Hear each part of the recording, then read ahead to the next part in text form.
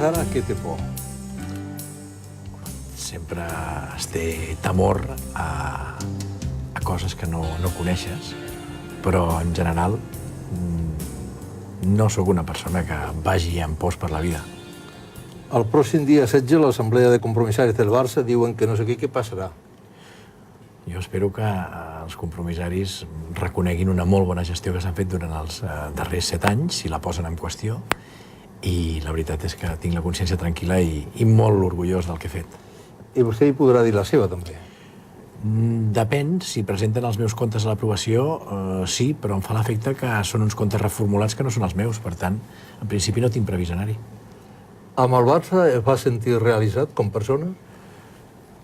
No és una qüestió de sentir-se realitzat. Vaig passar molt bons moments, també vaig passar per moments de molta dificultat, però en general el balanç és molt bo. Estic content de com ha anat el Barça. Alguna vegada ha pensat tornar-se a presentar a president del Barça? No, jo crec que ja és una etapa que ha passat a la vida i, home, mai es pot dir que no definitivament a res, no? Però en principi jo tampoc ho tinc previst. És una cosa que és un repte que ja el vaig superar i crec que em nota, i amb molt bones experiències, però ja està. De vegades, molta gent hem sentit darrerament, que deien, el criticaven, ara s'hi posa la política i tal, però vostè a la política ja va fer els seus pinitos, no? Sincerament, no.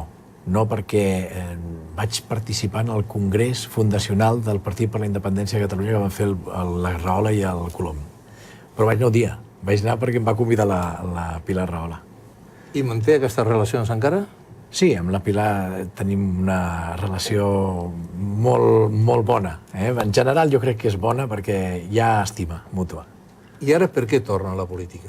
Bueno, ja li dic que no havia començat mai, però la veritat és que em fa il·lusió el liderar aquest projecte polític, que és el que crec que convé al país, que Catalunya sigui un estat en el si de la Unió Europea, i a més entenc que és la millor via per avançar i per sortir d'aquesta crisi econòmica que ens han portat els que tenien responsabilitats de govern. Vostè hi creu en la política? Ja li diré, perquè no he fet mai de polític, però crec que amb explicar als ciutadans la veritat, crec en això, amb la veritat, amb el treball, amb l'esforç, amb la responsabilitat, amb la capacitat de sacrifici, la capacitat de resistència, crec en les persones. Si això és la política, doncs crec en les persones. Vostè diu, ara és el moment de servir al país. Sí, és el moment. Jo no tinc la necessitat vital ara, perquè em fa il·lusió, trobo la necessitat que és el moment de dedicar al país totes les experiències que he tingut durant la meva trajectòria professional i amb altres activitats, com sap vostè. Vostè no creu que a Catalunya hi ha massa gent que dorm amb la senyera catalana? Però no ho sé, jo no dormo. O està amb la senyera sense saber ben bé... Jo crec que el que sí que hem de pensar... El que simbolitza això? Miri, jo ho he dit als companys en els mítings, no? No crec que el que tenim que explicar als catalans és parlar de seques amb botifarra i barretina. El que hem de parlar és que cada any ens prenen 22.000 milions d'euros a canvi de res. I això ens porta a una situació insostenible.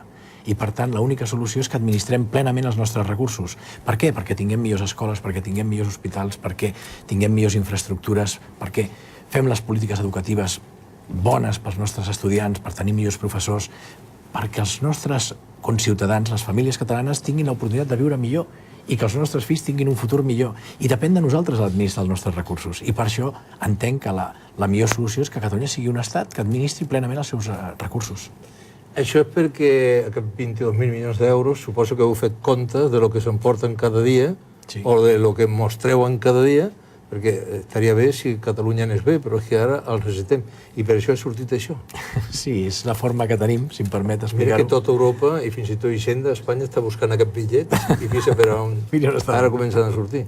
60 milions d'aquestos cada dia. Sí, senyor. Cada dia canvi de res i a darrere d'aquest paper que té forma de bitllet de 500 expliquem per què amb aquests 60 milions els nostres pensionistes cobrarien millors pensions, els nostres treballadors millors salaris, els nostres empresaris pagarien menys impostos. Clar, tindríem més recursos, senyor Molinero, tindríem més recursos. I això crec que és la nostra obligació defensar-ho, l'obligació de tots els catalans. Clar, això dir els nostres empresaris pagarien més suposant que l'impost de societats s'hi pogués abaixar i vindrien més empreses, en compte d'anar-se, que se'n van, per això mateix. Exactament. La solució és que administrem els nostres recursos perquè les empreses, aleshores, pagarien menys impostos, tindrien més beneficis i hi hauria creació de llocs de treball, que actualment l'autonomisme ens està portant a la destrucció de llocs de treball. I és aquí on nosaltres fem incidència. I és, amb la força de la il·lusió que tenim, ens ve de la veritat, d'explicar els avantatges que té Catalunya si aconsegueix ser un estat de la Unió Europea. Jo no sé si, però segurament que sí, a la política se li podria aplicar també aquella frase seva, sí que estamos mal. No estamos tan mal, sí que estamos mal. Aquesta seria, exacte, seria canviar-la. Anem de tal. I al loro, que no mos enganyin. Això està claríssim. Aquest podria ser l'eslògan, aquest? El lloro. Podrien ser molts, els eslògans, però el que es tracta d'un eslògan és que la gent ho interpreti adequadament, no? Jo crec que ho podrien interpretar perfectament. El lloro. I Solidaritat Catalana serà una corrent de pensadors? No. Solidaritat Catalana el que serà és hi ha un partit polític que té la voluntat de presentar-se a les properes eleccions i entrar amb força al Parlament de Catalunya per explicar a la ciutadania els avantatges que té Catalunya de ser un estat. Senyora Porta, no rebaixi, va dir per guanyar per majoria absoluta, no per entrar al Parlament, escolti'm. No, la voluntat és treure els 68 diputats per declarar unilateralment la independència. Aquesta és la voluntat. Ja veurem com va. El moviment va creixent. Quan li deia que està generant il·lusió, som l'única proposta política nova que representa un canvi de veritat. Totes les altres són un recanvi. A partir d'aquí això va creixent, el moviment va creixent. Per què? Perquè estem explicant la veritat. I la gent li agrada sentir-ho, la gent li agrada veure com, escolteu, ens prenen 60 milions d'euros cada dia. Això vol dir 3.000 euros per ciutadà de Catalunya, que regalem a l'Estat a canvi de res. El Pla Obama, senyor Molinero, ha representat $2.900 per americà any. Nosaltres estem regalant un pla Obama. És el pla de despesa pública més important de la història de la humanitat. Nosaltres estem regalant un pla Obama a l'estat espanyol cada dia, als catalans. I aquí jo crec que la ciutadania ho ha de saber. Però vostè diu a canvi de res, i a canvi de res no és. No, sí, és a canvi de que et diguin insolidari, pesetero, pedigüeño i totes aquestes coses. Sí, jo crec que això és una estratègia que tenen els que practiquen l'espoli, però també li he de dir que els que han estat governant i els que han estat a l'oposició, per mi també són cooperadors de tot això, perquè només han plorat, no han fet res per aturar aquesta situació. I a sobre el perjudici moral que representa el que et diguin el que diu vostè, no? A sobre de que prenen 22.000 a canvi de res, que et diguin mercantilista, que et diguin totes aquestes coses. No és just, això. Bueno, i aquestes seran les primeres eleccions on les redes socials hi tindran molta importància. Jo no sé si vostès li donen la importància que veritablement té i què diuen per les redes, què diuen?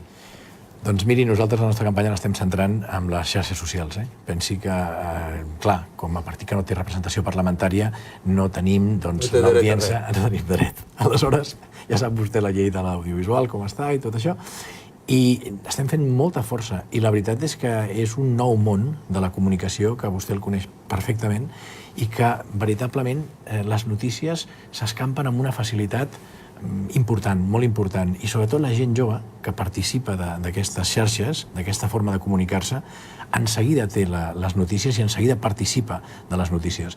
Nosaltres estem molt satisfets perquè el nostre públic, nosaltres estem treballant fonamentalment també per crear un millor futur pels nostres joves, perquè els nostres estudiants puguin disposar de més beques. Ho dèiem l'altre dia, el 18% de la població estudiantil de l'Estat són catalans. Només rebem el 8% de les beques. Tenim 20.000 estudiants en barracons. D'aquests 22.000 milions que ens prenen a canvi de res, amb 2.000 milions d'aquests, encara ens en quedarien 20.000, podríem acabar amb tots els barracons. Crec que això arriba a la ciutadania i sobretot estem veient la resposta que té a través de les xarxes socials. Només en els cines que s'emporten cada dia, no sé quants col·legis s'hi podrien fer, amb 60 milions d'euros. Miri, si una escola mitjana val entre 3,5 i 4 milions d'euros, són 60 milions d'euros que ens treuen cada dia, podríem fer 15 escoles cada dia. Avui hem llegit també a la premsa que fins i tot el ministre de Treball diu que això de l'autodeterminació, que ens podrem fer mal i tal, hi ha gent que aquestes coses li fa molta por perquè diuen, ui, que viene, i tal, i per això aquestes coses s'han d'explicar bé. Per què Catalunya necessita un estat propi?